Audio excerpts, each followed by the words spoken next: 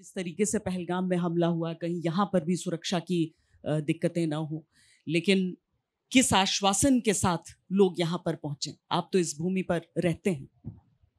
मैं तो बचपन में आया इस भूमि में और आज तक हूँ। मैं कहना चाहता हूँ उत्तराखंड सुरक्षित है। यहाँ भय का वातावरण नहीं बल्कि भाव का वातावरण है। भारत के ऊर्जावान प्रधानमंत्री जी को भी विशेष प्यार है और साथ ही साथ उत्तराखंड के मुख्यमंत्री युवा मुख्यमंत्री हैं, very active, very creative, very innovative, और वो हर समय इस बात में लगे रहते हैं कि ये चार धाम की यात्रा केवल चार धाम की यात्रा नहीं बल्कि ये जीवन की यात्रा है। जीवन को प्राण देने वाली यात्रा है, जीवन को एक नई ऊर्जा देने वाली यात्रा है, जीवन को एक नई चैतन्यता देने वाली यात्रा है। ये विराट चैतन्य के, सनातन के उस विराट स्वरूप के दर्शन की यात्रा है। इसलिए मैं सबसे कहना चाहिए, आइए उत्तराखंड चलें, आइए चारों धाम चलें। चारों धाम की इस यात्रा में मैं सबसे कहूँगा, आओ जुड़ें, जोड़ें सबको, बिल्कुल भयभीत ना हो। यहाँ आएँ और यहाँ पर जब आएँ तो पर्यटन की दृष्टि से नहीं बल्कि तीर्थाटन की दृष्टि से आएँ। Less chatting and more chanting. मुझे याद है, यस, लेस चैटिंग, गप नहीं करते करते जाएं बल्कि जब करते करते जाएं। मुझे याद है रामानंद सागर जी जब वो जाने लगे थी चारों धाम की यात्रा पर, अपने पूरे परिवार को लेकर आए। बच्चे छोटे छोटे थे, आज तो सारे एक्टर बन गए, उनके बच्चे हो गए।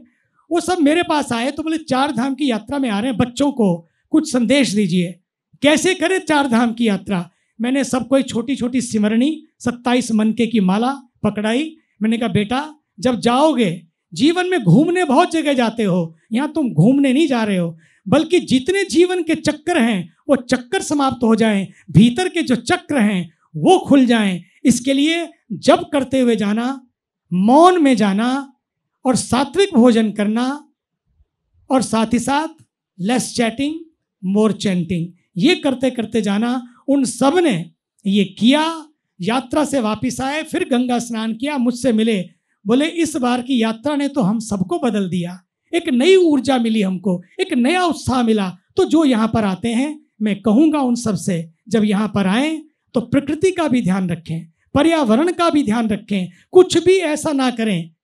अपने साथ एक झोला लेकर आएँ, उस झोले में कुछ भी कचरा हो तो झोले में डालें, उस गाड़ी में झोला रखें, कुछ भी बाहर ना फेंकें। आपका एक एक बॉटल, लेकिन जब लाखों लोग आएंगे तो सोचिए गंगा जी में कितनी बॉटल हो जाएंगी। मैं तो कहता हूँ जब तीर्थ यात्रा पर आए तो कुछ भी हो, 1 घंटा सेवा भी करें, स्वच्छता में भी, कहीं कोई बॉटल पड़ी कोई और छोड़ गया उठा लेना, वो आरती करने से भी ज़्यादा पुण्य प्रदान करेगी। इसका ध्यान रखना, क्योंकि एक संकल्प और लेके जाना, जब अपने घरों में जाएंगे, घरों में तीर्थ यात्रा के बाद अब पेड़े नहीं बांटेंगे बल्कि पेड़ बांटेंगे। आपने देखा है कितनी गर्मी बढ़ती जा रही है, अब तो लगता है कि तंदूर जैसा जलता जा रहा है। नहीं तो कभी नहीं होता था यहाँ पर अप्रैल के महीने में इतनी गर्मी हो, ठंड लगती थी, और आज अप्रैल के महीने में श्रीनगर में जाकर, मसूरी में जाकर लोगों को वहां एसी चलाना पड़ रहा है। अब सोचिए, इसलिए अभी तक में एसी लग चुके हैं। हाँ सोचिए, कहाँ, लद्दाख तक में एसी लग रहे हैं। आप सोचिए, इसलिए हमारा कर्तव्य बनता है, अगर हमें आने वाली पीढ़ियों को बचाना है, because there can be plan A and plan B but there is no planet B, we have only one planet. Let us save this planet, not for planet purpose but for our children purpose, क्योंकि संतति बचेगी तो सब कुछ बचेगा, और वो तभी बचेगी जब ये प्रकृति बचेगी। तो आइए, कल्चर, नेचर एंड फ्यूचर, अगर हमें प्रकृति को बचाएंगे, संस्कृति को बचाएंगे, तभी हमारा भविष्य बचेगा। ये हमें ध्यान रखना होगा, और इसका मिलकर हम सब खड़े, जितने लोग बैठे हैं, सब हाथ उठाएं और संकल्प करें। जितने लोग आज तक के माध्यम से मुझे सुन रहे हैं, अगर अपने कल को बचाना है, आज तक से कल तक की जो यात्रा है, आने वाले कल तक की जो यात्रा है, उस यात्रा के लिए आइए, हाथ खड़े करके संकल्प करें, सिंगल यूज प्लास्टिक को धीरे धीरे बंद करें, और यात्रा में तो बिल्कुल भी ना करें। और पानी की बोतल नहीं, अपनी स्टील की बोतल साथ में लेके आएं, एक झोला साथ में रखें, उसमें अपना कचरा संभालें। खाया फेंका, यूज एंड थ्रो नहीं, हमें यूज एंड ग्रो कल्चर की ओर बढ़ना होगा। ये हमें ध्यान देना, क्योंकि उत्तराखंड की धरती दिव्यता और भव्यता की धरती है। उत्तराखंड की धरती, यहाँ पर आए सौंदर्य है। अभी G20 हुआ, यहीं बैठकर परमार्थ निकेतन के सामने जब G20 में सब आरती कर रहे थे तो सभी ने मुझे कहा, wow what a beautiful place, इतनी सुंदर जगह। तो मैंने कहा यस। उसने कहा स्विट्जरलैंड से जो आए थे, this is looks like Switzerland. मैं कहा no, yes it is Switzerland, but Switzerland plus. बोले व्हाट इज दिस प्लस? मैंने कहा Switzerland and spiritual land. Switzerland के पास गंगा नहीं है, स्विट्जरलैंड के पास चारों धाम नहीं है, स्विट्जरलैंड के पास हिमालय नहीं है।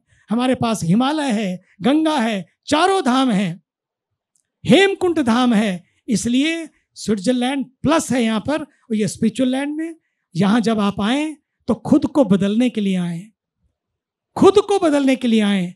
स्वयं की यात्रा है, स्वयं से स्वयं को बदलने की यात्रा है।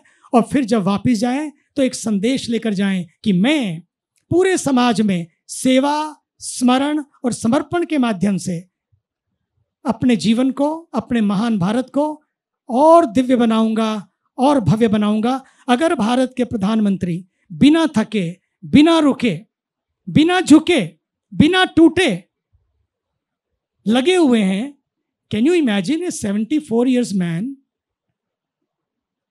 कभी थके नहीं, कोई नो वेकेशन। हम तो गंगा के तट पर बैठे हैं, गंगा ने कभी कोई वेकेशन नहीं लिया। नो वेकेशन, नो डिस्क्रिमिनेशन, किसी के साथ कोई भेदभाव नहीं, और no expectation, nothing in return, कुछ भी तो नहीं चाहिए। यही तो हमारे भारत के प्रधानमंत्री जी की यात्रा है। उनकी यात्रा भी गंगा जी की यात्रा की तरह है कि नो वेकेशन, कभी कोई छुट्टी नहीं ली, नो डिस्क्रिमिनेशन, जो भी योजना बनाई तो वो सबके लिए बनाई, और नो एक्सपेक्टेशन, कभी कुछ किसी से चाहा नहीं। अगर पद की बात नहीं है, उनके तो जीवन जैसे राम जी की पादुका लेकर भरत जी ने राज्य किया, इसी तरह से भारत के प्रधानमंत्री पद के लिए नहीं बल्कि मां भारती की पादुका लेकर भारत प्रथम बने, राष्ट्र प्रथम रहे, इसके लिए सदैव जागृत रहते हैं, लोगों को जागृत करते हैं। सुबह यहाँ, दोपहर कहीं, शाम कहीं। Amazing man, never gets tired. और आज भी उन्हीं की वजह से और हमारे भारत के भारतीयों के निष्ठा की वजह से आज पूरे विश्व के लोग, पहली बार हो रहा है, पूरे विश्व के लोग इस पहलगाम की घटना के बाद एक नई पहल कर रहे हैं। एक भेजना था, लेकिन 6 इजराइल ने भेज दिए। ऐसे मारक यंत्र। अमेरिका को देखो तो रशिया और अमेरिका भले ही भेदभाव होगा आपस में, लेकिन रशिया और अमेरिका दोनों ने किया है कि हम सहयोग करेंगे। इजराइल हो, रशिया हो, अमेरिका हो, मुस्लिम देश हो, ये पहली बार हो रहा है।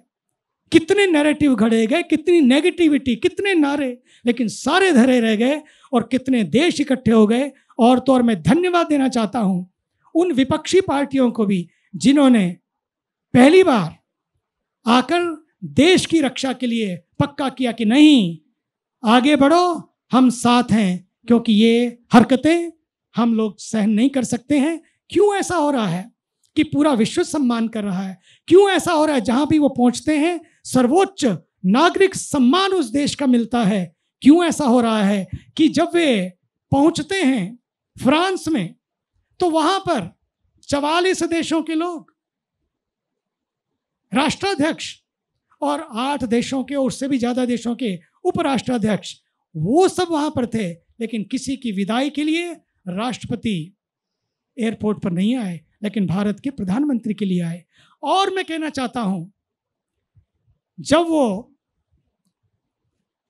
मॉरिशस जाते हैं, सारे के सारे 34 के 34 पूरी कैबिनेट के साथ पहुंच जाते हैं, और वही प्रधानमंत्री जब केदारनाथ की यात्रा पर आते हैं, जब केदारनाथ में आते हैं, किस निष्ठा के साथ दंडवत प्रणाम कर रहे होते हैं। संसद पहुंचते हैं तो संदर्भ भी राष्ट्र का मंदिर है, संसद की सीढ़ियों को प्रणाम करते हैं, उसे अपना माथा लगाते हैं, और जब बात संविधान की आती है तो माथे पर संविधान रख के उसको प्रणाम करते हैं।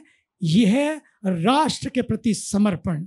इसी समर्पण की आज हर भारतवासी को आवश्यकता है। हम तो शाम को गंगा जी की जब आरती करते हैं, मैं हमेशा याद दिलाता हूं, देव भक्ति अपनी अपनी करो, अपने घरों में, अपने दिलों में, अपने मंदिरों में, अपने पूजा स्थलों में देव भक्ति अपने अपने ढंग से करो, लेकिन देशभक्ति सारे मिलकर करें।